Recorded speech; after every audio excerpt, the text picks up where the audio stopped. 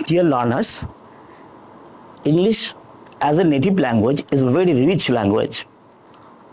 এই ভাষাটিতে একটি ওয়ার্ডের সাথে একাধিক ওয়ার্ড যুক্ত হয়ে যে ফ্রেজগুলো নেটিভরা ব্যবহার করে একটা ইউনিক মিনিং ধারণ করে। আজকে আমরা তেমনই একটি ইউনিক মিনিং ধারণ করবে এরকম একটা ওয়ার্ড ওয়ানের সাথে যুক্ত হয়ে যে মিনিংগুলো হয় সেটা দেখব, খুব চমৎকার করে দেখব যে আমাদের নিত্যদিনের ব্যবহারে আমরা এই ওয়ার্ডগুলো বা ফ্রেজগুলো ব্যবহার করি। আমরা স্লাইডের মধ্য দিয়ে দেখি ওয়ানের সাথে যখন আমরা আগে বলছি বি এ হার্ড ওয়ান, তার মানে B A hard one difficult person, খুব tough person. He became A hard one. এরপরে অ্যানাদার ওয়ান ডিফারেন্ট থিং, আমি কোনো একটা জিনিস চাচ্ছি, বললাম যে না, not this, I want that one, তার মানে another one. For all one, তার মানে সলিডারিটি প্রকাশ করে, সৌহার্দ্য প্রকাশ করে, একাত্মতা প্রকাশ করে।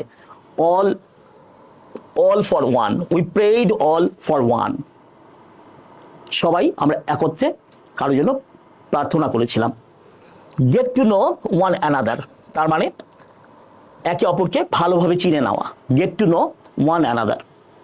দ্য ইভিল ওয়ান, তার মানে ডেভিল, ডেভিলকে আমরা কি বলি? দ্য ইভিল ওয়ান, আমরা ব্যক্তির ক্ষেত্রে অনেক সময় বলতে পারি।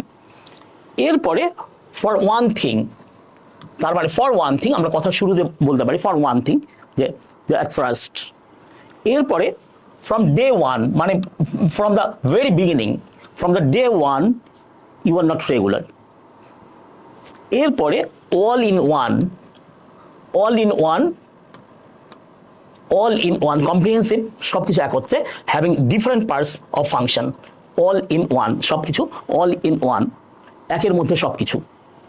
গুড ওয়ান, কোনো কিছুকে আমরা অ্যাপ্রুভ যখন করি অথবা কোনো কিছুকে আমরা যখন প্রেইজ করি, প্রশংসা করি, তখন বলি কি? ও গুড ওয়ান। একইভাবে এখানে দেখতে পাচ্ছি have one foot in the grave, খুব চমৎকার একটা ফ্রেজ, ব্রিটিশরা খুব ব্যবহার করে, for having one foot in the grave. তার মানে আমরাও কিন্তু বাংলায় এই ফ্রেজটি ব্যবহার করি, যে আমরা কথায় বলি না যে কবরে তো এক পা দিয়েছ, সেই কথাটি কি ইংরেজিতে বলা হয় have one foot in the grave. সবার শেষ গো ওয়ান স্টেপ ফার্দার, গো ওয়ান স্টেপ ফার্দার, তার মানে যে ডু সামথিং মোর এক্সট্রিম, যে আরও চ্যালেঞ্জিং কোনো কিছু করা। তো এক ওয়ান দিয়ে আমরা কতগুলো ফ্রেজ দেখলাম।